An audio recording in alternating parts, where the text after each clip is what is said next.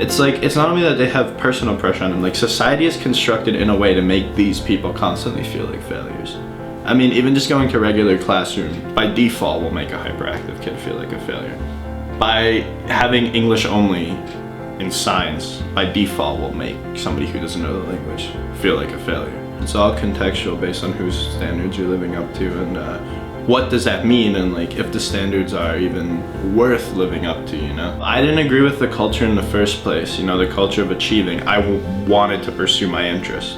So the only time I felt like a failure in high school was when I failed to pursue my interests to a degree that would be beneficial to me. These actual structures have to be changed. Education has to be reformed more to allow for learning disabilities, you know? Laws have to be reformed to allow better for immigrant integration. And that's just really complicated because that's where it gets between like what I was saying earlier, like a more abstract sense of failure, of you failing to live up to something that's instilled but that really doesn't have many consequences if you don't live up to it, to like this sort of concrete failure that's like, if you don't live up to something, your personal livelihood, your not only like your own esteemed worth as a person, but your actual quality of life is threatened directly by this.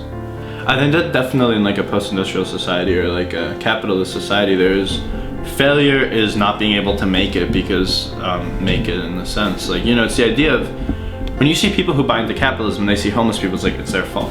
People don't recognize that failure can have a structural component to it. You know, I mean, even how people who are in positions of economic vulnerability, who buy into this ideology, will not take government handouts because they believe that as them having failed.